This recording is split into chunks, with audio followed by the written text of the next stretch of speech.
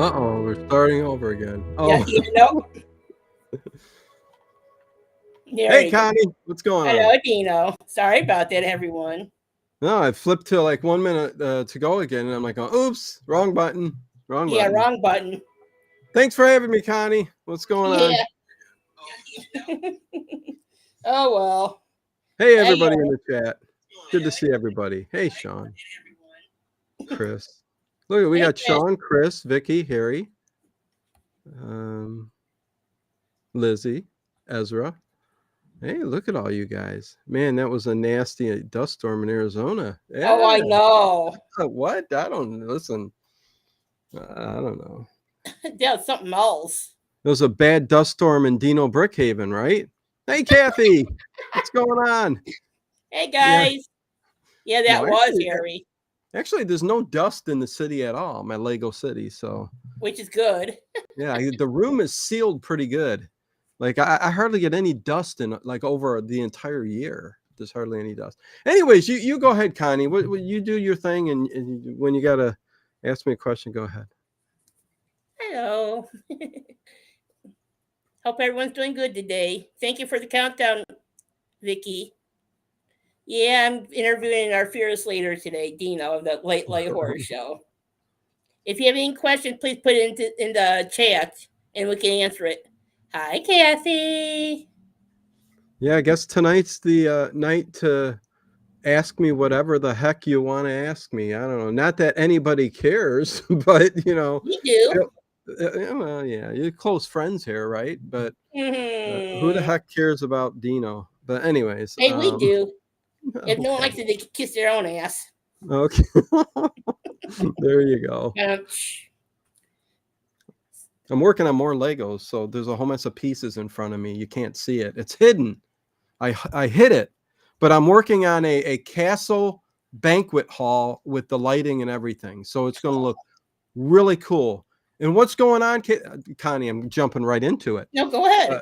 The Lego City is going to, and Chris, I know you know, and Harry, you guys all know the Lego City, but it's totally going to be changed. I'm pulling it out against the wall, making it really long, changing the symmetry of it, and changing everything totally around. So it's going to be a totally different Dino Brickhaven very, very soon for those who care. But I'm having fun. We love you, Dino. Thank you, Chris. Thank you. No. Yes, we do. We all care, Dino. You share so much of yourself with us. I do, don't I? I'm kind of an open book. I'm kind of I don't know if that's good or bad, Connie. I don't know if it's good or bad to just tell it how it is, open myself up to everything. I'm kind of an open book for the most part on everything in my life. Like I do share a lot with you guys. So, oh well. Hey, we don't mind. You do, if you only see certain things publicly, that's one thing. Behind the scenes, depending on who it is, I understand. Yeah. Kathy, that sounds like a big project, Um, well, I'm going to enjoy it because it's been sitting in this configuration, but I could never get to the buildings on the far side against the wall. And with more buildings being built by me all the time, like this big art museum here, it's time to change the configuration. So that's what I'm going to do. But you know what? It's also getting close to Halloween, Connie. Yes. Yes, I'm starting to dive into my horror movie watching, and I'm loving it. I've been doing that since I was tiny. I know you constantly, right? Yeah. Hey, Raj, what's going on? Hey, Raj. Well, I started watching some more Giallo films I found. Hey, John. So Yeah. Giallo is in the mix, and I'm like real gung ho with the Giallo right now until we start getting closer to Halloween. Right. Then the old classics will come out. So yeah, I know. I've definitely showed a couple of them when I do the movie nights. yeah, the old classics, the Universals, and then thank you for letting me do the movies. Of course, yeah. Love doing them. Well, I mean, technically they're yours now. The channel technically, the Late Horror Show. I'm not doing any of that anymore. I mean, it's not. I'm working on ideas to for other things to do for the members. And there's just a real reconfiguration of everything now.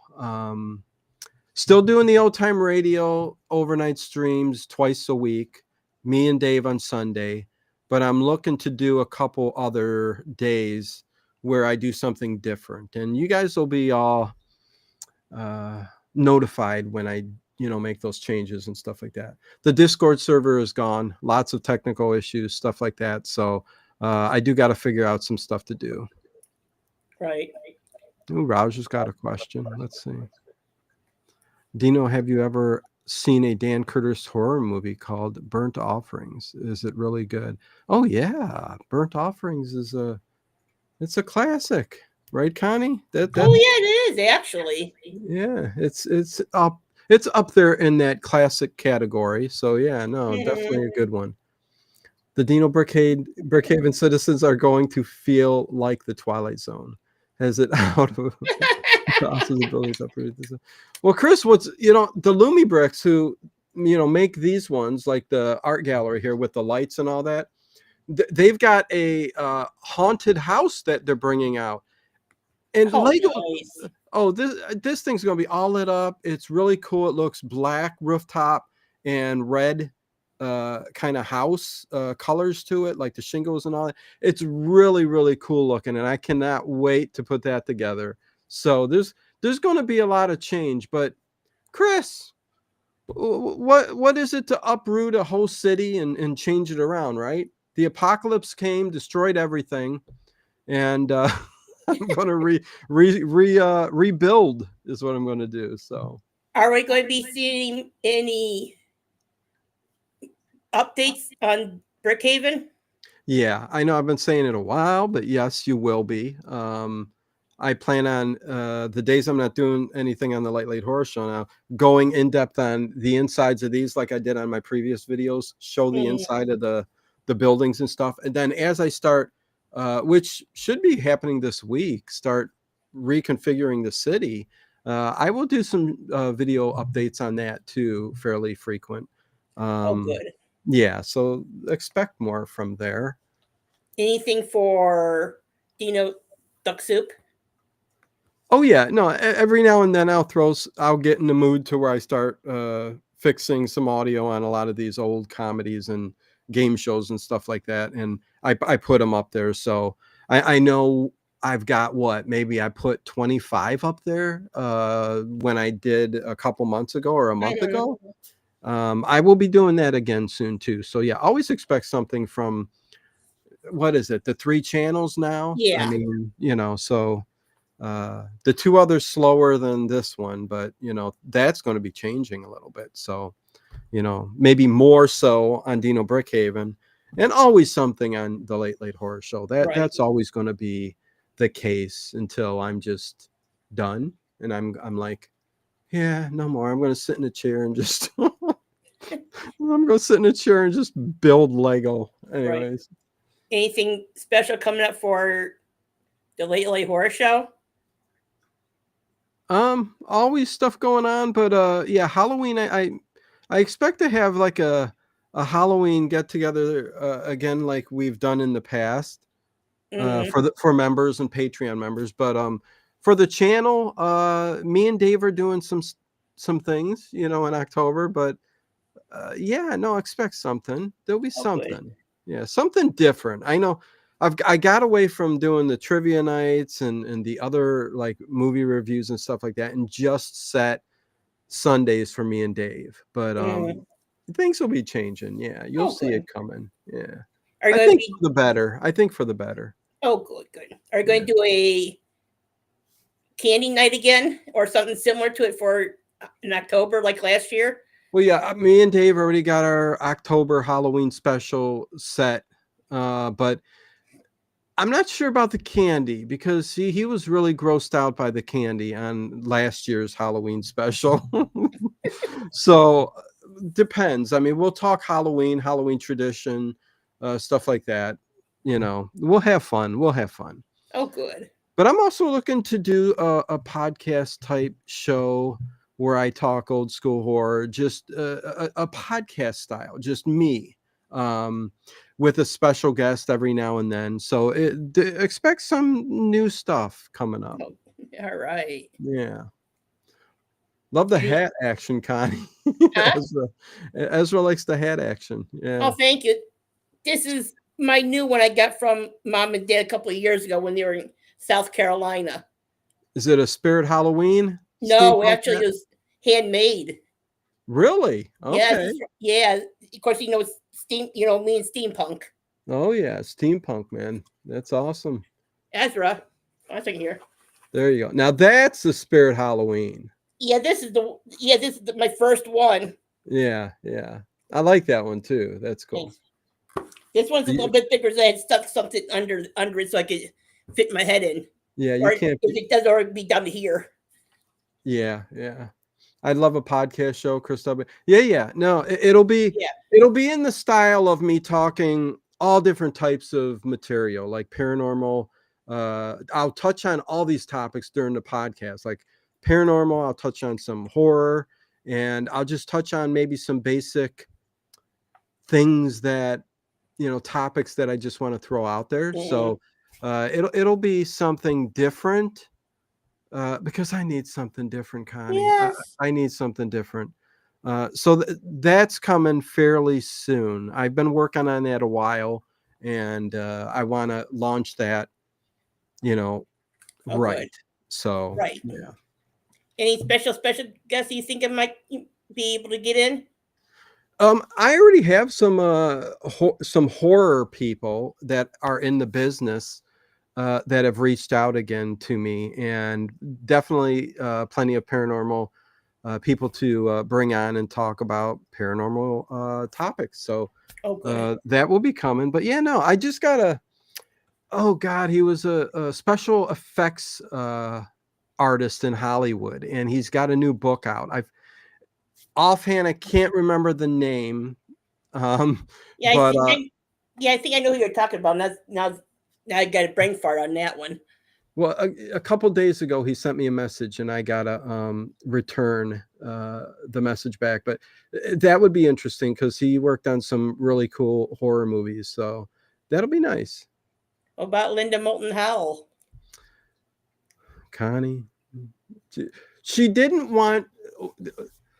I didn't reach back out to her because she said her idea was, and if nobody knows who Linda Moulton Howell is, she used to be on the Art Bell show. She talked paranormal. She's got a channel on here that, it does fantastic on YouTube called Earth Files. She talks about alien abduction, cattle mutilations, stuff like that. And she was a classic guest with Art Bell, and she talked about a lot of interesting topics, Bigfoot, you name it. And I called her, oh my God, it's going on 3 years now. And she said to give me a call in a year, but she said, honestly, it was the name of my channel, The Late Late Horror Show. If I wouldn't have said nothing about that, because she said she really takes the paranormal seriously. Not like I don't, but with the channel named The Late Late Horror Show. But I'm like, the show name is Paranormal Into the Night. So it would definitely be something. I really wanted to talk to you in a different style, talk about Art Bell, things that happened back in the day. And she was a little hesitant, but she said, give me a call back down the road when things get a little bit easier for her. But I haven't as of yet. But I may do that. So, oh, good. Especially with the new podcast that I'm going to do coming up. So that's good. Yeah. Does anyone have any questions for our Dino? Yeah, feel free to ask. Yeah, feel free, because I promise we don't bite hard unless you like it. Woohoo! For there's a thing I've been like. Last night I watched the Giallo film, and it's let me can I find it? Hold on here. I wanna look up the name again because I want to be sure exactly what the name of the movie was. Real quick, you guys, because it's something that I want to bring up. It's called Watch Me When I Kill. It's a 1977 Italian horror thriller. It's a Giallo film, classic Giallo. But the thing is, some of these movies, I want to talk about them so much, and I will on the podcast too, in a way that I can get it out there without being exploitive, because a Right. lot of these, you know, we've talked about this. I've got a whole playlist with Ginger where we, Yeah. you know, talked about it. It's very sexist. It's very exploitation type films, and it gets under the skin of some people. Um, the reasons I love the giallo films from the 70s, especially the Italian ones, Yeah. is because of I love the decade, the 70s, the Italian countrysides, the the homes, the cities, the streets that they filmed the movies in, and then just the characters and, you know, the way the murders take place. You know, Hmm. you got to be a horror lover to understand what I'm saying, but you know, I when I fell in love with those types of movies, like, geez, 3 years ago, I forget how long that was now. Was it 3 years ago, I something think like it that? was. I mean, I think it'd be four coming up. Yeah, it's just, if you haven't, if you're a horror fan and you haven't dived in, and I'm not talking about Dario Argento, you know, I'm Right. not talking about Suspiria, or, you know, well, I could talk about Deep Red because it is one of the best and it is one of my favorite horror movies of all time, you know, Same here. especially giallo films. But once you dive into the lesser known giallo Hmm. films, you know, it gets like Torso, and, you know, like the movie I just watched last night, you know, it's like, you know, it's nude woman after nude woman being murdered and, you know, stalked, and, you know, it just, it's, if you don't get it, you don't get it. But there's more to it than just that. It's like I said, it's the set, it's the cinematography, it's the decade, and it's just something I really really love. I love giallo films. I love the type of character the killer is, always masked, always Hmm. in a voice like this, like you don't know if it's a female or if it's a male. And even the clothing, like when Yeah. the killer is stalking the victim down like a flight of steps, they'll come in with the gloves on, and they wear clothing that you can't tell if it's a woman or a man, and they always get you sometimes. Hmm. um anyway, sorry, did No, Chris have that a sometimes question? that's how in some of the other ones you could tell if it's a male or female depending on how the glove is worn or the shoes or the pants itself. Or sometimes You they'll can just tell. trick you all together, and, you know, it may look like a girl in a scene where, Yeah. you know, they dress them, and then it ends up being a male. So, Right. you know, it's just, sometimes it's just, that's the way they did it back then. But anyways, And like Monty Python would say, now for something completely different. yeah. Yeah, sorry, I went on a rampage, but Hey, now I was going to ask you about the. I was going to ask you about the giallo and everything else on that one. On your thoughts on that. And here's Chris's. Connie is a huge animal advocate. Dino, in your whole life, is there a special pet who you love most? And what is its name? Oh boy. I love all of my animals that I've had. Socks, the cat that we had, Mhm. that just passed away not long ago, maybe about a year now, something like that, or maybe longer. It was a little longer. I think about Yeah, 2 years now. yeah, time, I can't Yeah. even recollect time at this moment in my life, really. It just flies by, and I don't know what day is what. But Socks had, I mean, I had Socks as a kitten. I'll get to the cat I love the most, but I love them all the most. But Socks was right up there. Uh, got as a kitten, was up on my windowsill above the bed as a kitten, that it just got, and fell on the sharp edge of the Mm. bed and shattered the whole shoulder and front right leg. And they were going to put it to sleep, and my daughter was crying and crying and crying, my son was crying, crying, crying. And because this was like, I think they estimated like $4,000 for what they Mhm. were going to do. I'm like, going, what is four? Wait, is that correct? But either way, it was a lot of money, and they ended up saying, you know what, we can't do this. Your kids need the cat. I mean, it's the you know what, you just paid for the euthanasia, which was, I mean, not the euthanasia, but that's what's when Socks Yeah. passed away. But they fixed his shoulder, putting him to sleep. We paid for the putting him to sleep.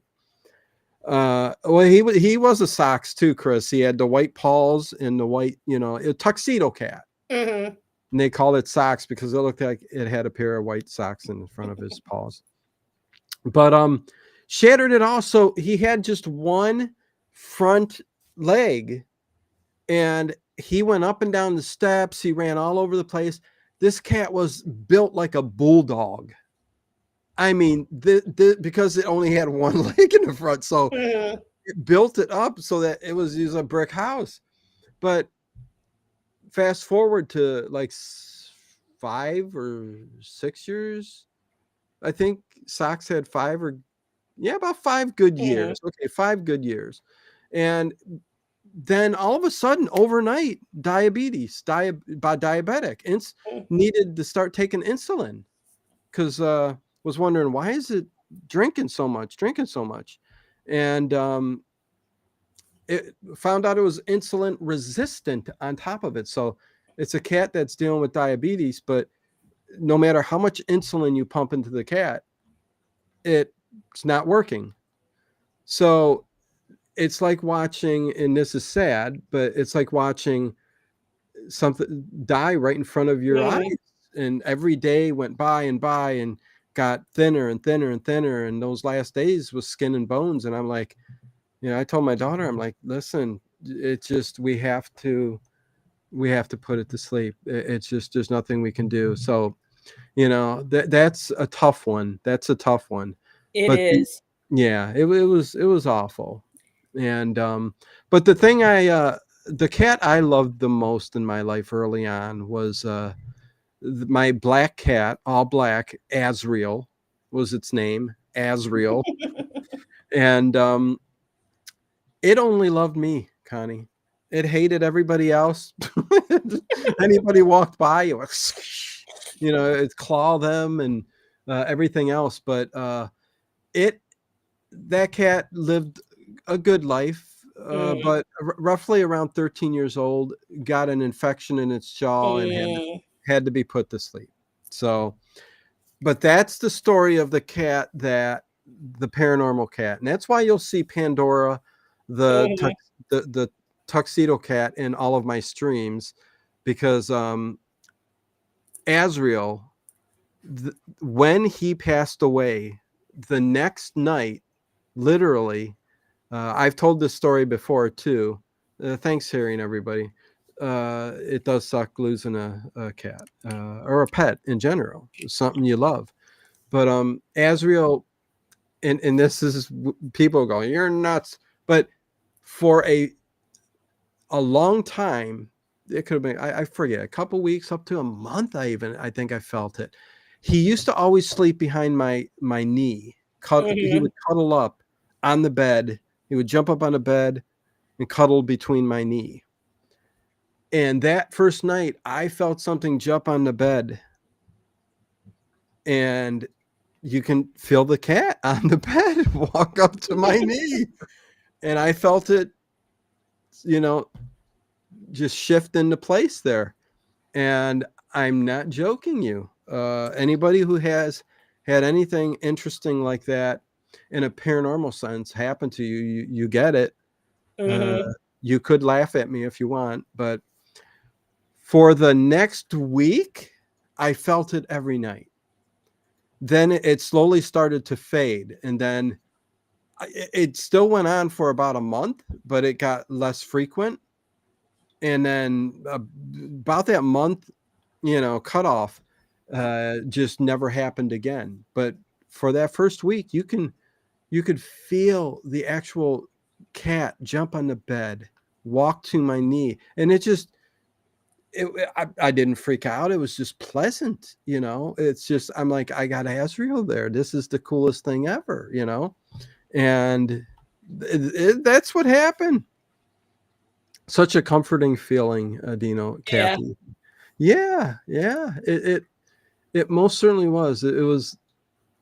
There's something with me and cats. I love dogs. I love all animals. Really, there's not an animal I don't really like. I don't think. I mean, a skunk maybe. I don't Yeah.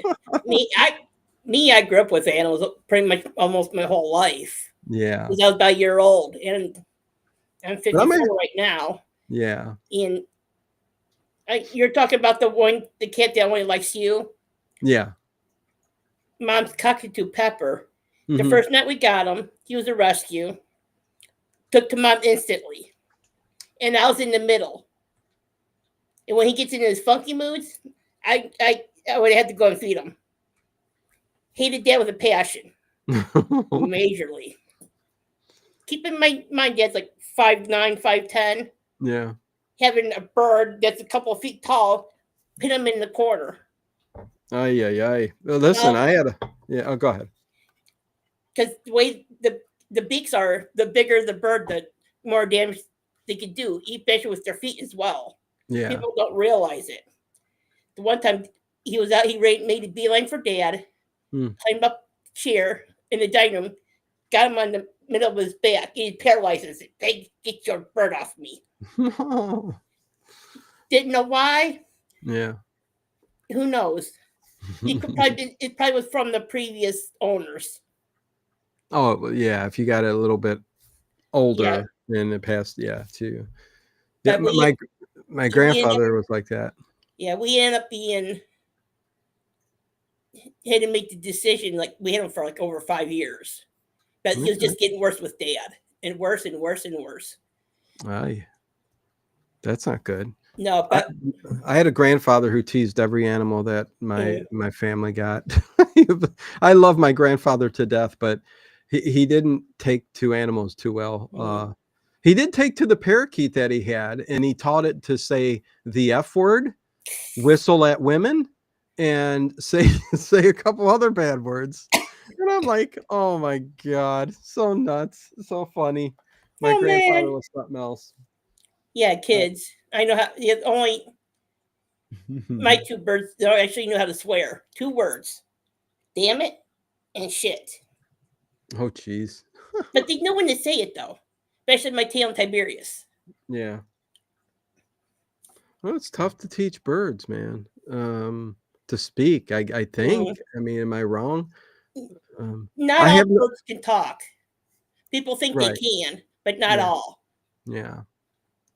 The animals are nowhere near my Legos, Kathy, for sure. So yeah, I wouldn't even know. They're not by the my daughter is of age and moved out. She's very responsible. I'm so proud of her. She's doing so great. She's a supervisor somewhere, and she's doing awesome. And she can't live without the cats. So the cats are hers. So yeah. I understand. What do you think with the? Oh, my granddad. I'm sorry. I just saw Kathy again. My grandfather. We had a little wiener dog, a black wiener dog, and he would get it going every night. See, I had a big family who. This was back in the day, a long time ago. I had a big Italian family, and my grandfather was 100% Sicilian. There's stories I could get into him with him, though. I mean, when it came to the syndicate, I mean, listen, I'm not, you know what I'm talking about. I think I told the story where he took me and my uncle on walks to the corner pizza place, and he would leave us up, to eat a pizza, chips or pop. So give him pops, chip, and he'd go down there. He'd be down there for half an hour, and he'd come back up, and we had no idea what was going on. But listen, that's it. I'm not saying no more. But he would every night. His way of like relieving his stress was to tease that dog, and it was a shame. But I mean, he never physically harmed it, but he would play with it to the point that the dog would be, go off on him. And it's like, oh my God, Grandpa, what are you doing? What are you doing? Stop it. But And there's some people that are like that. Yeah. Birds who cost. Chris, I was a little kid and I'll never forget that bird saying, have you, the actual word, F, and whistling at the, they had 13 kids, my grandparents did. So there was 8 girls. So every Mhm. time my aunts would walk by, it would go, I mean, it was just, it was just a trip. It was a trip. It's Anyways. like a cat call from coming from the construction workers. Yeah. Yeah. It was exactly that for sure. What do you think about beings living in another dimension that come around us on Earth?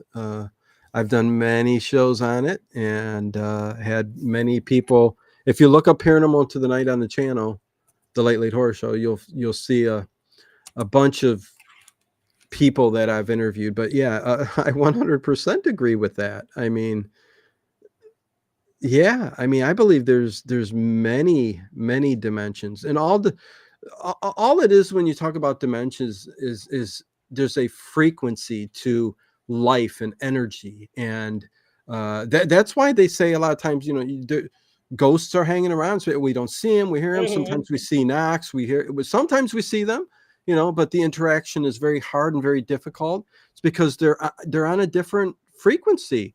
Even a scientist like Carl Sagan, the new Carl Sagan, Michio Kaku, talks about string theory and how there are multiple, unlimitless layers of dimensions. Just think about sounds, like how many different sounds there are. I mean, you could be talking thousands, whatever, unlimited, he says, when it comes to string theory and dimensional wavelengths. So we're sitting here in the frequency we're living in. Mhm. And again, we give off a frequency, the earth gives off a frequency.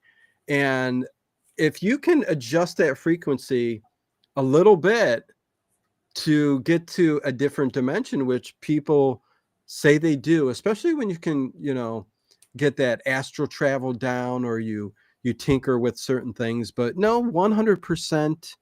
It's a long topic to discuss, but I believe it 100%. I believe in so many strange things, and I call them strange because most people, the average person, would listen to somebody talking about dimensions, even just that word dimensions, and think cuckoo, you know what I mean? I Right. mean, nobody believes, but there's so much strange stuff that's going on out in our little world here that we just we let it pass on by. We don't think about it, because we're living our life, right? Yeah, I remember. I was going to ask you about with the astroplaning, anything about all that stuff. Yeah, Kathy, they used to get into, yeah, you Yeah, I remember. remember that those days too. Oh my gosh. Especially Zayas is oh, he is a cat. He's funny. He's something else. But anyways, yeah, no, astral travel. It's something. It's something in my own personal life that there's so many things I do in my personal life that I don't talk about on the channel too much. Right. Although the paranormal shows, when they pop up, I talk plenty about them. But yeah, no, astral travel, I've gotten into that plenty of times. What did Ezra say there? I think with the vast universe we have, anything is possible. Well, you got it right there, right? Yeah. uh, I mean, when you think of, I mean, if you're somebody who's sitting out there thinking cuckoo, you're crazy, you're nuts. I mean, we all have religious beliefs and things like that we deal with, and there's nothing that's going to sway our thinking on things. But scientifically, when you think about everything that's out there, how big the universe is, how tiny we are you know in all of that, and then you think about history in general, Mhm. the earth in general, the weirdness of it all, where did we come from, and if it was, listen, I don't even like to hear the theory of the Big Bang, because the Big Bang is a bunch of hogwash. I don't believe the universe was created by a Big Bang theory, the Big Bang theory. It's just nothing's coming out of a tiny little object, unless there's a theory out there where there's a thing called multiple universes, where another universe is born from another universe, and then this is where it gets really crazy and complicated, right? So if there's a universe out there and something happens to where an explosion of some sort blows out enough material to create another universe like ours, that could be called a Big Bang theory. I mean, that a different type of Big Bang theory than the one they say.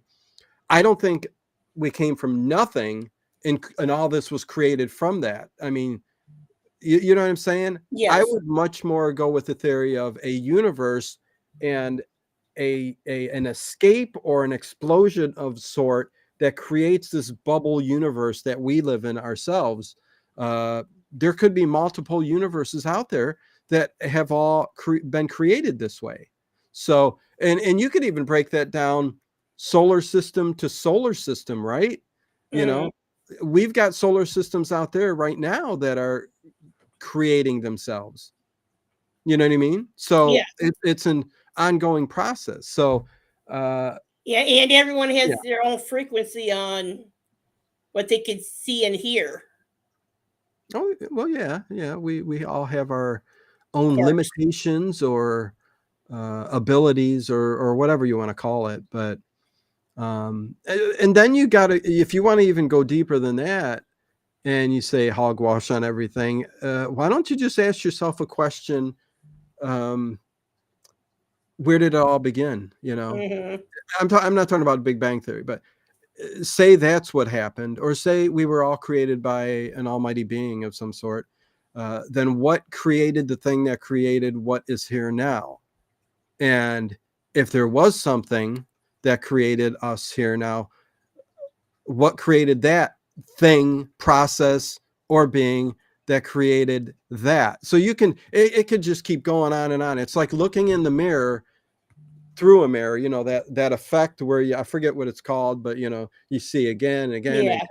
Yeah, it's kind of like that, to where did it start? It's and it'll freak you out. So don't even really talk about it or think about it too much if you don't want to, or you get triggered, because it is something that there was a moment in my life where I was thinking about that so much that I'm like, it doesn't make any sense. Doesn't make so what? But you can't answer it. It can't be answered. And if there's somebody out there, I haven't found them yet that could answer it. Same here. Yeah, it's so complicated. Again, once you start believing in the dimensions, which, I mean, come on, you got to. Everything's, that's the reason I say we never really die either. Because our energy, our soul, we are energy, and when we die, it doesn't stop being energy. It disperses. So yeah. Anyways, I'm not going to keep going on. What questions? Before you answer our Christmas would say everything's connected in their own way. Oh, everything is connected. Yes, which our Chris would say. I think it's the reason why people have ESP or have psychic abilities, if you believe in that kind of stuff, which 99% of the psychic stuff is fake and fraudulent and all that stuff. But there is a small percentage of people who are true psychics, or people who have had near-death experiences, who can see the future or see things that happened, which is another weird thing. How can you see the future? You know what I mean? It's because of that whole weird thing, where there's more to everything, whether it's dimensional or whatever. But yeah, no, it's all very, very complicated. Here's Chris's. Halloween is on the way, Dino. What is the winning formula for surviving a zombie? a killer like Michael Myers or a werewolf? What do you believe is the number one mistake a character makes in a slasher film? Yeah, there's a couple different things there. Yeah, keep that up real quick. Oh, I'm sorry, if you can. yeah. I will go back to it. Because there's they're all different. Like Yeah. zombies, Michael Myers, a werewolf. I mean, they're all different things, Zombies, it depends on if it's a virus type thing that affects people who have just died, where it makes them quicker, faster, harder to kill, you know what I mean? Whereas it's another type of virus which just gets you up and you're the Walking Dead, you're like not like the TV series. Well, yeah, like the TV series where you're walking slowly and get that, easy. I mean, I really think easy, unless you got to prepare yourself, you got to bunker down, you got to do all that stuff. But it's the fast ones, that you're probably going to die pretty quick. The werewolf, it starts to get a little complicated. You've seen the werewolf. You gotta get it when it's in its werewolf form, and then you gotta know what human is turning into a werewolf. So there's a lot of different reasons behind it. But when you get to slasher movies and like Michael Myers, what are the mistakes a character makes in a slasher movie? Being dumb. I mean, and then there's just, listen, they're movies, right? So it's a little bit of bad luck, right? So if you break down a slasher film, 50% of it is just bad luck. You're in the wrong place at the wrong time, right?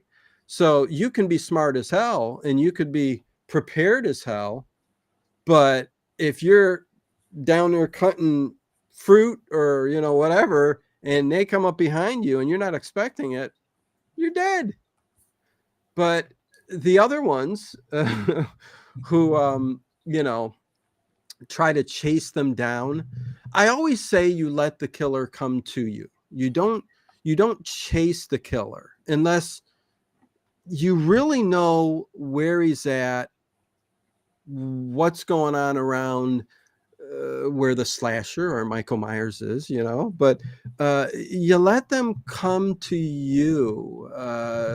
You play defense until you can play offense, right? I mean, I don't know if that makes sense, but that's kind of the way I think about it. It's a movie. Yeah. Half the people are dumb as hell, and the other half are just insignificant, and bad luck, right? So right. And if this stuff happened today, there's many variables on that. What could go wrong, this and it, all that happy stuff. Yeah, but zombies, man. Listen, I'm gonna find we got a great mall over here. It's really big. I'm hunkering down in the mall like Dawn of the Dead, and that's where I'm going to be. That's where I'm going to be. Yeah, Chopping Mall too. You get hide in there. Chopping Mall. Yeah. No, good stuff. Yeah. Let's see here. The extraterrestrials created religions. Oh God! See, Chris, you're gonna get get me in trouble, or we're gonna say something that offends somebody. But that's a can of whoop ass right there. It's a can of worms. But you know what? Did extraterrestrials create religions? A lot of people and scholars who have researched a lot of the ancient scrolls and manuscripts and from religions talk of ancient beings and giants and people who came from the heavens on flying machines. And you could find this in our own Bible. So whether it's Catholicism, Christianity or whatever, I mean, every civilization throughout our history who's left behind information for us to read or decipher has talked about stuff like that. So, I'm just saying, it is what it is. Am I missing anything? Not much. You just I'm rambling on like a rambling man. I'm not worried, Dino. I know we all know how you are. We still love you anyways. I thought you would. Chris says I thought you would say depends on if it is a single zombie or a crowd. What? I mean, honestly, I don't think. Well, I mean, of course, a single zombie is going to be a lot less of a threat than a crowd of zombies, right, Chris? But you know, Or if over half the planet is already there. right. And again, it depends on what type of zombies we're Mm-hmm. talking about. So, anyways, Yeah, I'm see, trying everyone's to. always welcome to ask a question, and I will show it. Let's see. Never say I will be back in a minute. Scream, but Yeah. the made some sense. Well, again, yes, Sean. I mean, it's they're horror movies, and it's written to there's a way that what am I trying to say? There's a sequence of events that happen in these, especially slashers, where Yes. you get rid of the insignificant characters, right? And then the main characters, you're either going to kill them or you're going to there's always a final girl, final hero or man or whoever that I'm not going to say saves the day, but lives Mm-hmm. to see another day, right? Otherwise, I mean, there are a couple movies. There are some movies out there where it doesn't end well for anybody, but they're few and far between. That's for sure. But you always want to cheer on for who's going to either kill the killer, which always happens most of the time in a giallo for sure. Yep. But in your slashers, doesn't happen all the time. That's why there's so many sequels, right? Mm-hmm. How many Halloweens? How many Jasons? How many well, I mean, Jason, you start getting into like kind of supernatural horror too, though. Yeah. It is a slasher. I would say that, but it's a supernatural slasher when it comes to Jason, because he's not really human. I mean, Not anymore. yeah, well, not anymore. Yeah. So that's kind of an evolving character over the film. So I mean, it started out with his mom at the beginning. So Yeah. it is what it is. It But took an evolution detour. yeah. Sean, oh my God, yeah. Dino, how long does Mm-hmm. it take to clean up the audio on some of the old classic OTR shows? Man, that's the story. I tell you, it's some are easier than others. Mm-hmm. Some have okay audio with just background noise, where you can clear up the background static and noise that you don't want there anymore.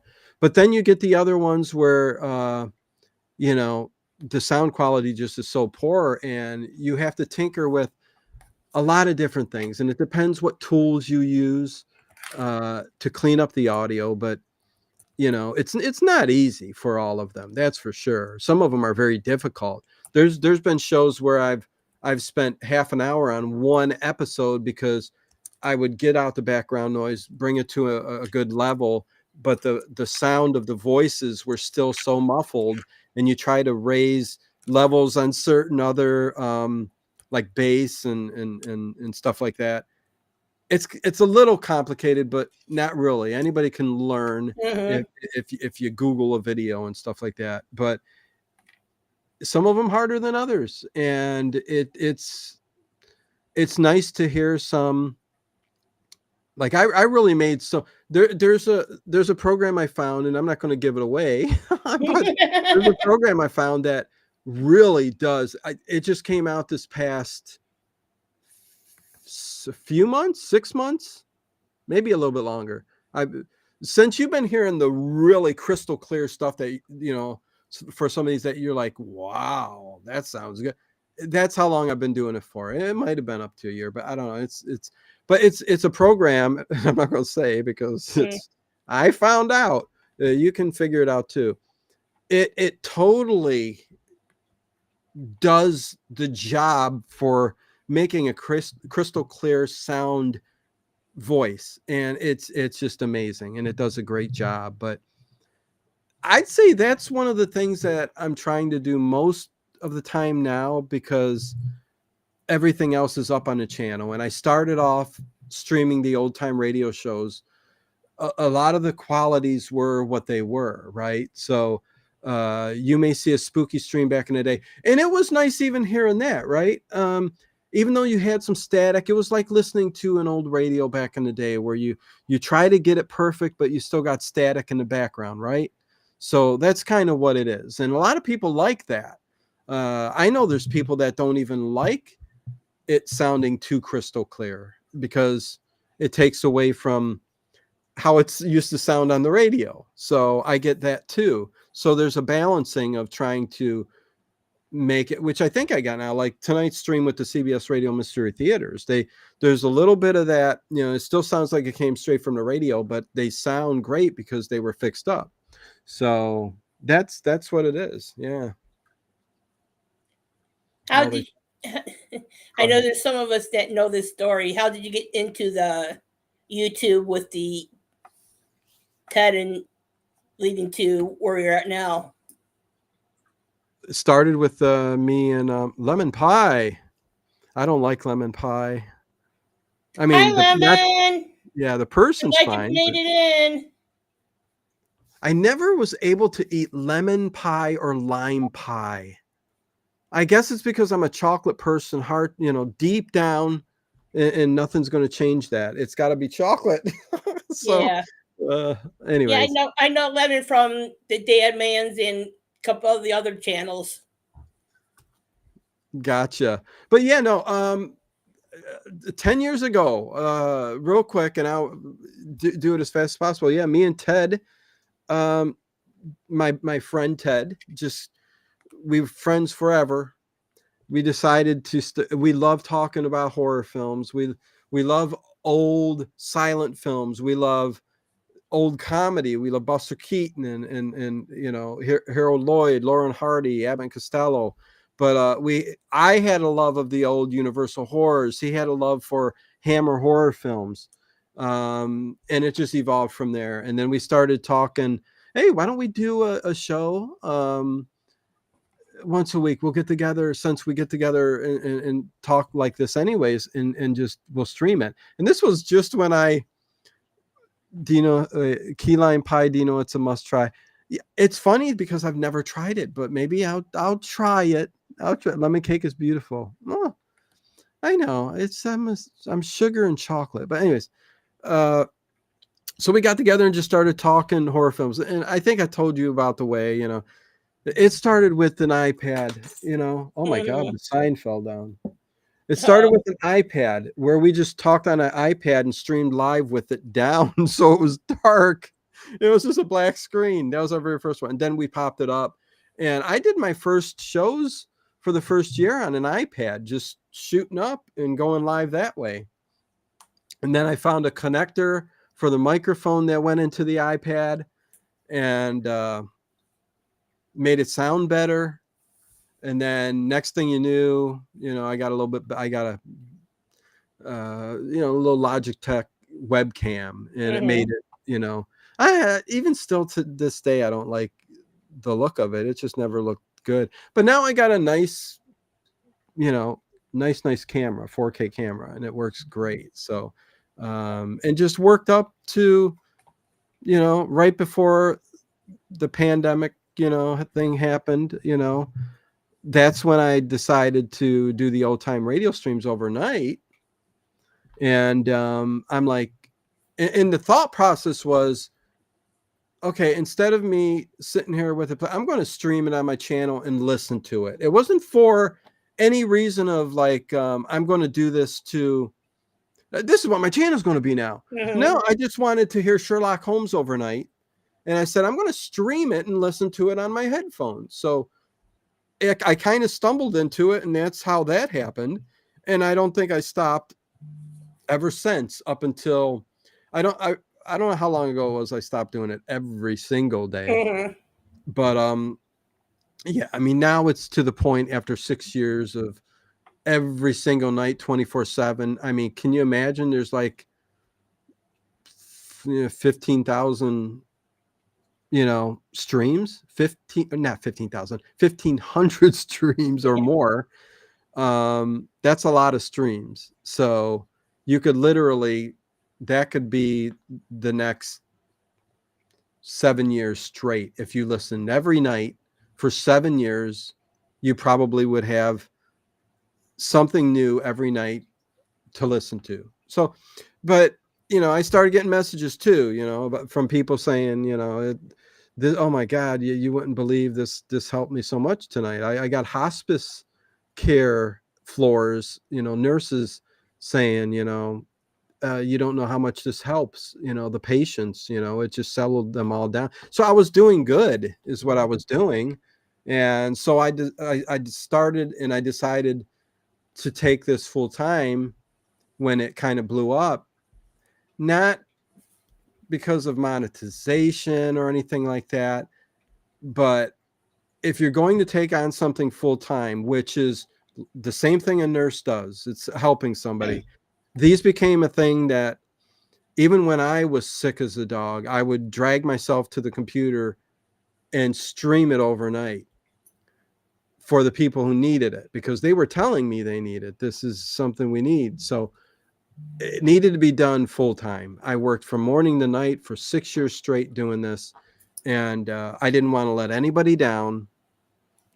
And with that came, how do you balance out how much you make being a creator on here? And can you get enough members? Can you get enough Patreon members to help support the channel? Some videos, which it sucks because in the beginning, a lot of these videos get copyrights because of the little bit of music that's in it or something like that. And YouTube ends up putting, because they're 12-hour streams, 7 commercials in the first minute. And there's nothing I can do about that. And I'm like going, that freaking sucks. And people look at me thinking it's me doing that. And why would I do that? That's just ruining the whole idea of sitting there listening to but things have changed with YouTube, where if you get one of those strikes now, you can erase that sound and still, so you don't have those breaks and those, adverts and stuff like that.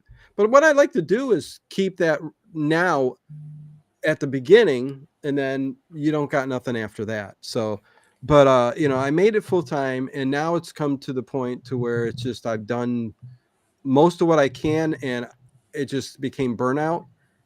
And I think there's enough up there for people, and I still will be doing 2 a week, so that's kind of where it's led me to now. But, change is too coming. A podcast starting up, that's going to be really my next fun thing, other than Sundays with Dave, which are always funny and hysterical and silly.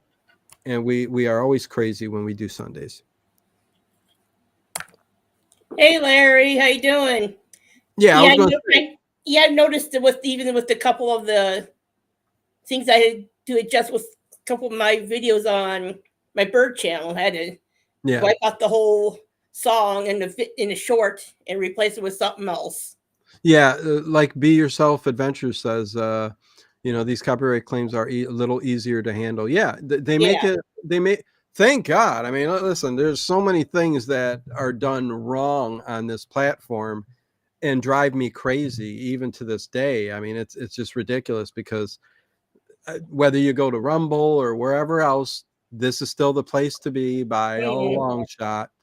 And thankfully, they put in those tools where you can at least try to erase those claims, and it's your video and you can still do with what you want with it. So, yeah, it is what it is. So, but much easier now. But in the beginning, there were people taking advantage of the situation, and I'm talking about big, like book companies like that were at your Borders and stuff like that. Actual printing companies that used to print books and stuff that would come out and say this, I'm going to claim this, and they had no right to. And I told them, listen, no, this is not. And Yeah, every single time, take it down, take it down. And I said, stop just taking it down. Put me on your list to where you're not going to bother me anymore. Otherwise, there's going to be issues. So, they stopped. But anyway, Right. Yeah, we know how it is with the trolls and everything else. oh, and then that too. Yeah. Let me just throw that out there too. Yeah. So once you do something, then everybody else comes popping out of the woodwork and becomes greedy and takes what you got and runs with it and ruins the whole experience. Although, some may like it because they find their channel first. And I'm not pointing out any particular ones. There's some people out there doing some cool stuff and good stuff and actually taking it to heart on remastering some of the stuff and the love of old time radio. But there are also those other ones who are just a-holes and rip you off, steal exactly what you're doing, and do not give a crap. So I'd say go to the ones that have love and care for what they do, and don't even pay attention or give them your views to the ones that don't. Bingo. That's what I would say. But it is what it is. Anyways, it's become so overrun with old time radio on YouTube. I know it is. It's so ridiculous. And I just stopped and I shut up about it for the most part, except just now. But anyways, I know people are saying stuff. Because we know you do what is true to what you're doing. Well, and the other thing is I tried to create a community of people who all love each other and are friends. And my chat used to be the place to be. The chat is where it's at, Chris Chrisman. And I think that's what is kind of got to me more than anything, that it's not the place to be anymore. I mean, for a few who chat still on the overnight streams, it's great. But it sucked a little bit of the love out of the overnight streams from me, because there's somewhere else, and there's somewhere else where they don't care about the product. They just want to do their thing or listen. I've had someone do it just to spite, and they were copying things every single night. And again, I'm not going to name names and stuff like that. But, right. Again, the streams used to be something comforting and warm and a place to be every night. And it's kind of slipped away a little bit. I still hope a lot of people enjoy it. But most of the people... you got us mods that know how to kick some butt around there if need to be. Right. Yeah. And I appreciate what the mods do and the people that are there. So...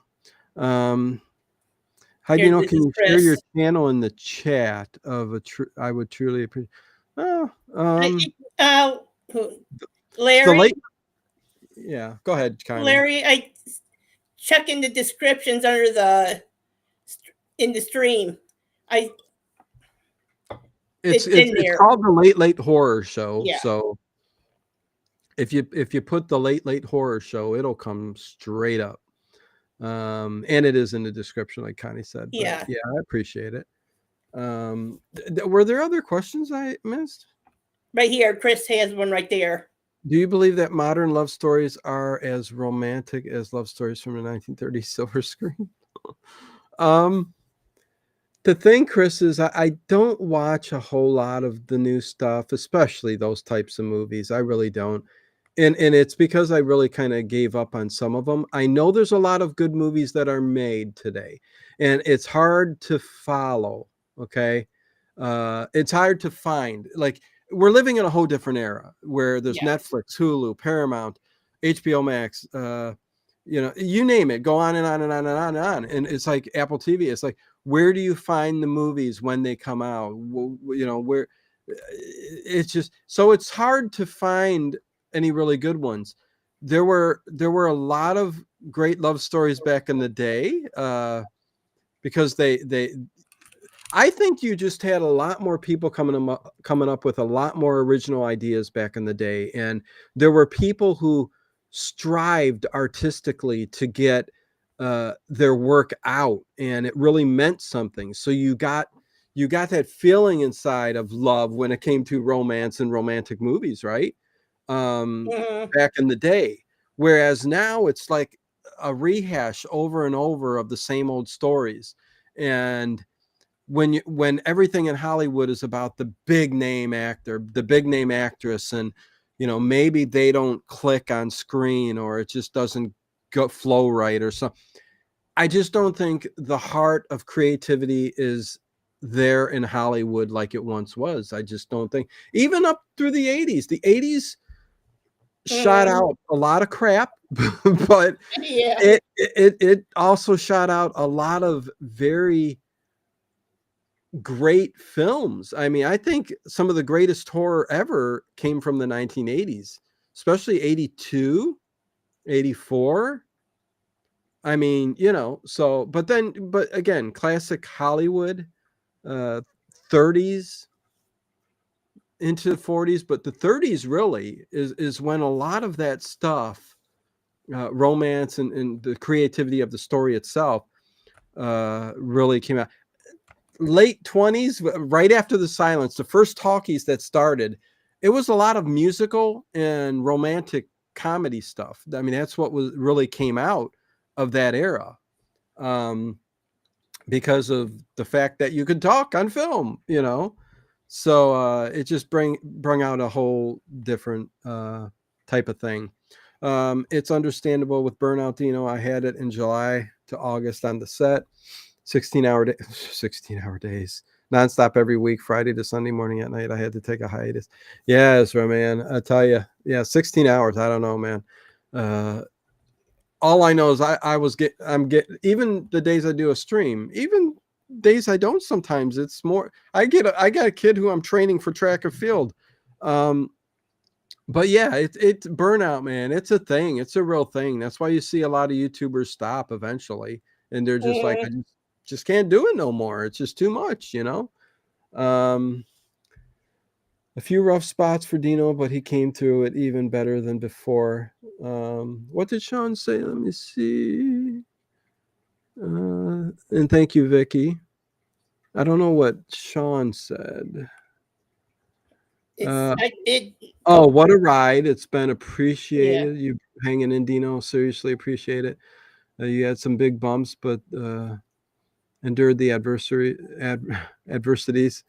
Classy fellow, my friend. I appreciate it. Listen, and there's a lot that's happened over the years, and some of it's made me just like we said, just want to hang it up, and all the the trolling, the BS you have to put up with the platform itself. And I mean, I could go on and on, but it is what it is. Be Yourself Adventures. Dino, I worked in the motion pitch industry. No, I'm joking. Picture industry. For a long time, and I've worked with people like Bill Paxton. I was a double 4A movie called Near Dark. I love that movie. Near Dark is one of my favorites. Also, I worked on Bill and Ted's Excellent Adventure. Very cool. Yeah. No, I've been part of the film industry before this, like set decoration and stuff like that. I could get into a lot of that too, but I helped out with set decoration because I collected in my early years tons of. I would go antique hunting and thrift store hunting, garage sales, estate sales back in the day when you could find stuff.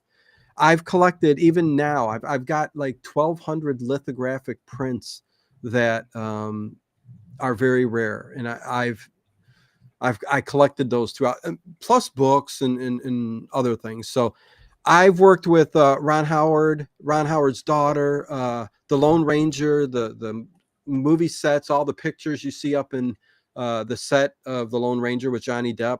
Those are my prints sent there. So and Bryce Dallas Howard, Ron Howard's daughter, has reached out to me even as about a year ago for some of my prints. She loves the phrenology, palmistry, some of that type of stuff from the late 1800s. There's some really cool lithographic.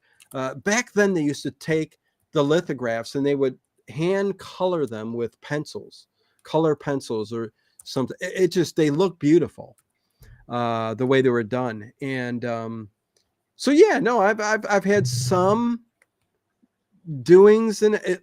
The TV series Hannibal. If you look at the prints of the surgical instruments on the back wall, those are mine, printed up by me, sent to the studio to use and put up on the wall. So some cool connections there, that's for sure. But Near Dark stunt double, that's a keeper. Love it. And Bryce Dallas Howard's a sweetheart too. She sent me quite the letter when she got those prints from me. Anyways, go on. No, I forgot I was going to ask you. Oh, yeah, I know you. We both grew up on the horror, like with the Hammer horror. Yeah. The Dindy. Full moon. Full moon horror. Full moon horror. Yeah. The Universals. Yeah. If someone today would ask you which one to start out with, what one would you start looking at?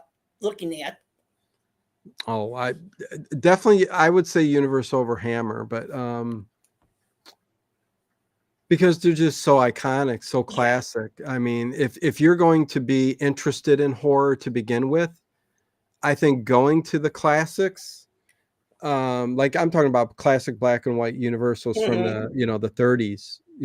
That's really what I'm talking about, up through the 40s. Early part of the 40s, because then it starts turning into something a little bit different. 40s films are way different than 30s, and early 30s is a lot different than later 30s because you had the pre-code and all that. Oh, definitely. Oh my God, Connie, I'm talking so much. I need to drink. No, yeah. I said, I know how you are with the silent eras. I'm a total sucker for them. Oh, I love the silent films. Cabinet, Dr. Caligari. Yeah. We could go on and on. The German expressionist filmmaking and oh my God, just so good, so good. Right.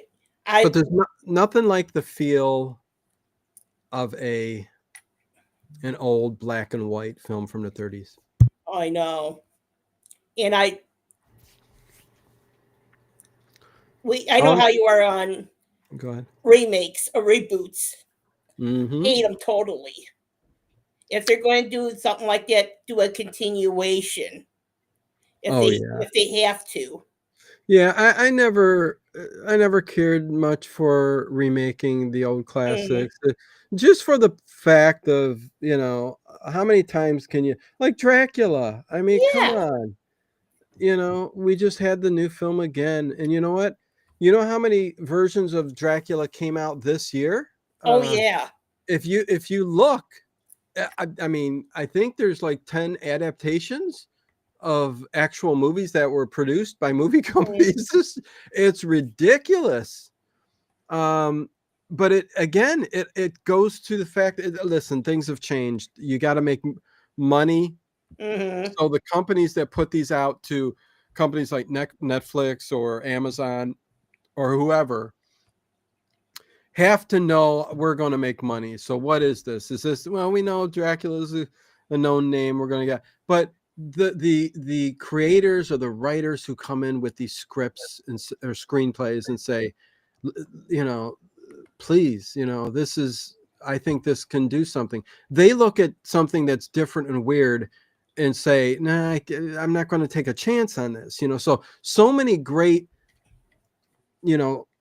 writers of screenplays and, don't get the opportunity now, and back in the day, they gave them a lot of people opportunities because Hollywood was booming, and it's a shame because a lot of those people, and honestly, you have to go out of the US to countries like, Sweden or Korea or Japan to find some really good horror movies with a great plot, a great story.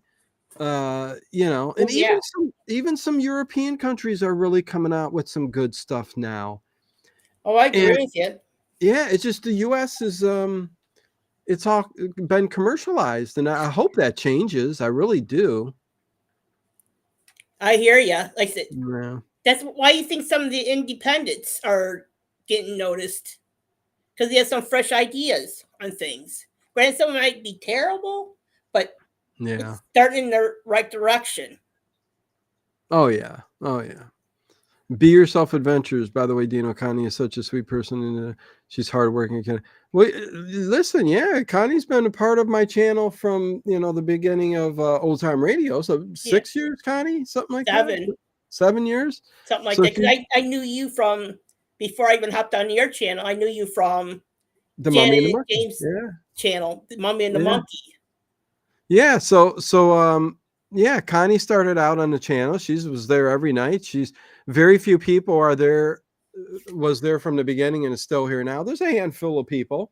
Yeah, But she's been there ever since, and she it's, helps out moderating, and she even helped out doing movie nights and stuff like that, and still is doing movie nights on Wednesday and Fridays. I think on you put that on your Discord and stuff like yes, that, I right? do. Yeah. So, Next to Dave, he's been here a little longer than I have.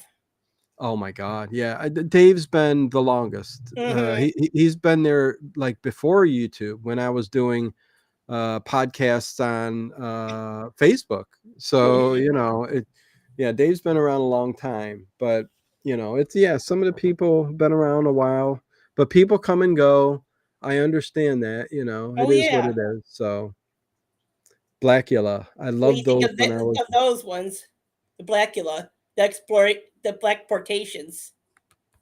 listen, uh, Blackula was all right, but there are some, listen, I love blaxploitation. I love, God forbid I say it, sexploitation. Mm-hmm. Um, those movies back in those, they were they were something else. Oh yeah. Listen, I really enjoyed it. What do I like about the blaxploitation films? It gave them a chance to have their own platform to create the Mm-hmm. movies they wanted, really.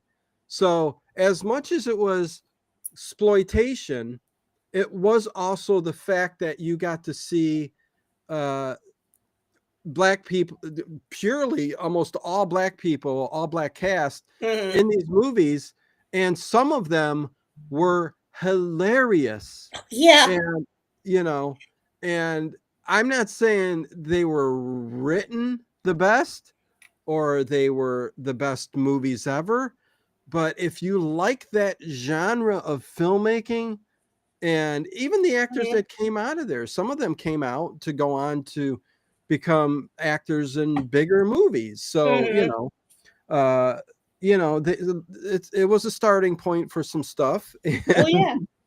And but again, just like the other, exploitation films and stuff, I would even call some of the giallo films of the day kind of exploitive and Yes. exploitation type films.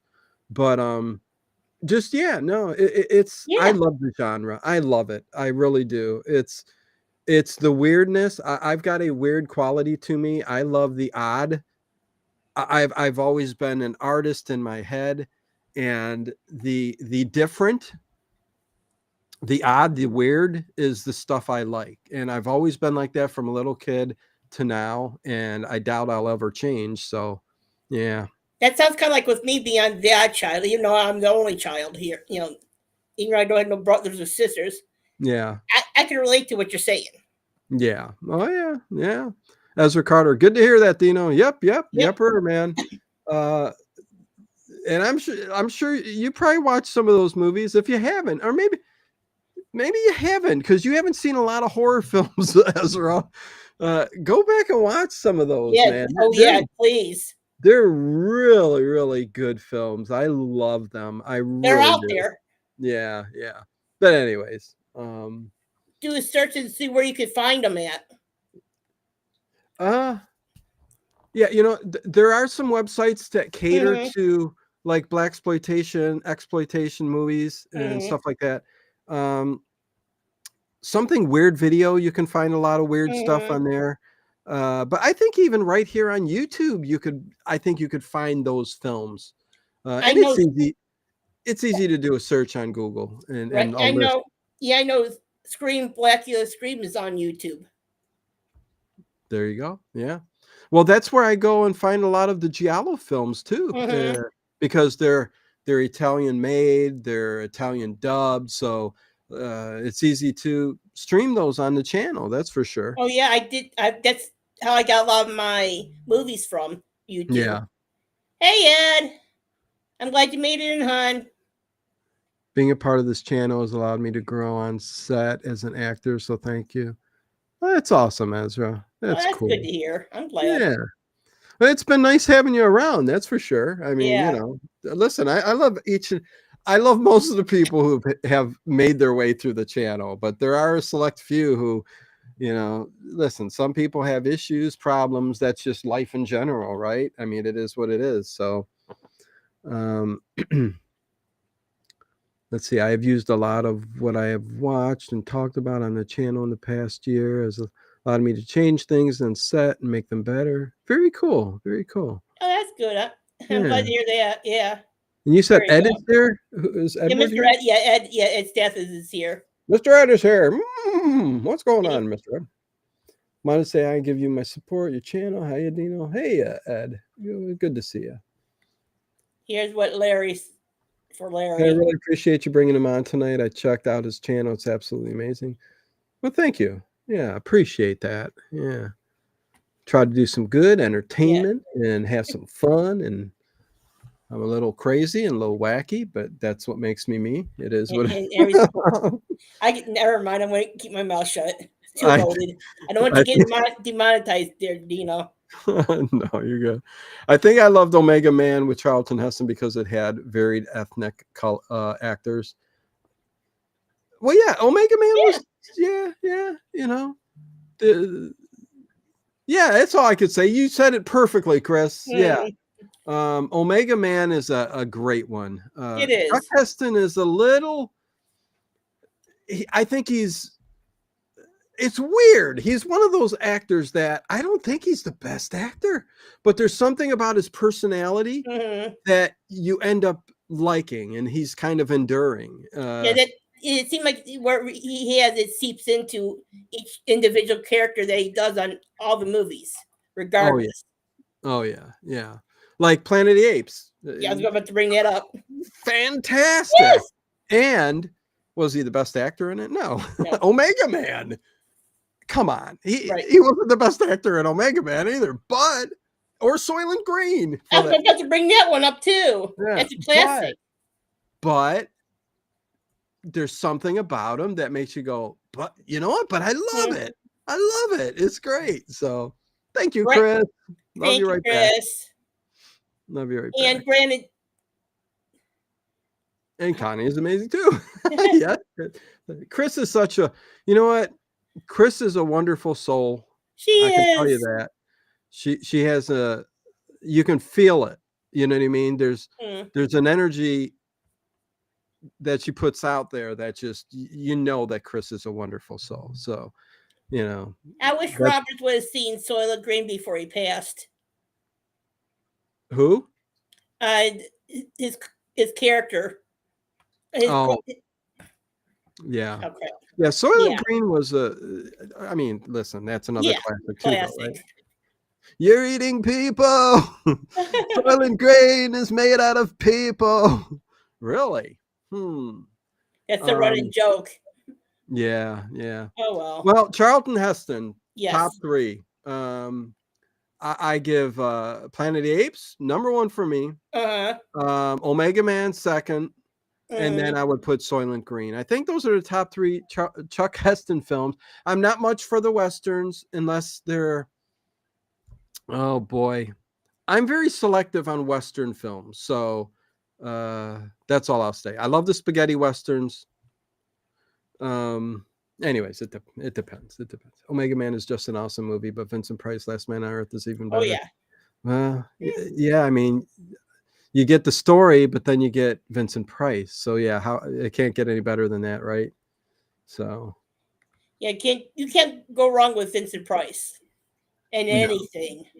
Yeah, he's another everything I've seen him in. I don't think I've seen Vincent Price in anything bad. Same here. I I remember really him when he was in. He did one in Sesame Street. He was in it for. He was like one of their host type of deals in it for Oh that thing. yeah. In his later years, he would go Yes. on to do the Muppets and Hmm. and other various TV shows and make appearances and stuff like that. But was he the same? No, but he still always had that quality that made him Vincent Price, right? So he had that little sarcastic humor, Hmm. even as an old man. And heck, even throwing the voice into Thriller too, right? I Yeah, mean, going about to say that, and yeah. some But people don't realize he's an accomplished chef in his own oh right, with the books and yeah. everything else. Yep. Lots of books. Yeah, there's a good documentary out there somewhere on Vincent Hmm. Price. I can't tell you offhand, but um, yeah, we'll be ending here soon too, so I Yes. can get ready for the overnight. But yeah, Edward G. Robinson final scene Yeah. was epic. Ugh, Yeah. Edward G. I wish. I wish he was seen the. He died a couple before the Soylent Green was released. You never got the chance to see it at all Oh yeah. because of his passing. That's a love I never really talk about on many of my streams ever. Really, Hmm. is one of my loves from the golden age of movies and stuff. Is uh, I'm not going to say. I would say is equal to horror and my love for universal horror and the decade of the 30s, the 40s, is my love for the old gangster films, the Oh. greats like George Raft, James Cagney, Edward G. Robinson. Hmm. I have seen every Edward G. Robinson film, every James Cagney film. Hmm. I love them to death, Yeah. and it's a genre of film, the gangster films from the late 20s through to the 40s, but then you start getting into noir type Hmm. films. But that era where in the 30s with Robinson and Cagney were just, and then all the supporting actors around them that were usually all in those films, and the leading ladies, the beautiful leading ladies from the 30s that Oh were yeah. in a lot of those films too, just were fantastic, as is my love for the cheesy side of things too, with Charlie Chan, Yeah. which started out more serious with Warner Olin and then moved on to more, you know The gitchy and campy. funny and campy with Sidney Yes. Toler. But yeah, no, the classic gangster films, man, they don't get any better.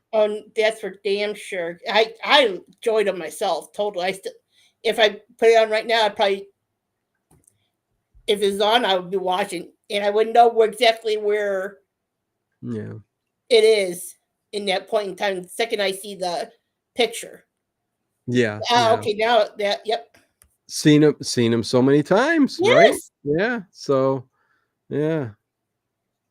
Well, thank you for having me on your channel again. Welcome. Thank you. Yeah, you're welcome. You know you're Yeah. always welcome to come back on. Oh, of course, of course. I'll be back on Always. again, I'm sure. Same here, Dino. Gangsters from the 30s rock. Love Oh yeah. Cagney's breakfast grapefruit. Yeah. Yeah. Listen, look at the IMDb of James Cagney's films, because you might be missing out a lot. Yeah. There's Strawberry Blonde. There's A Roaring lot. Roaring Twenties. Mm. I'm trying to think of them all off there. There's a lot of movies that just aren't at the level of Angels with Dirty Faces, but are just as good in my Yeah. opinion. But yeah, no, they're so good, so good. But anyways, okay, yeah, Connie, gonna All go right. get ready for the overnight. So There is a overnight stream tonight. Some CBS Radio Mystery Theater. Tried to throw in some spookiness there a little bit. So hopefully you guys enjoy it. All right. Thank you, everyone. Thank you again, Dino. Thank you, Connie. You're welcome. Yeah. And everybody subscribe. There you go. Yeah, everyone subscribe, especially with this one here. Thanks, Kathy. Thanks, Ezra, Kathy. everybody, Chris. You guys all know who you are. Yeah, we all do. Yeah. Yep. Peace. Peace.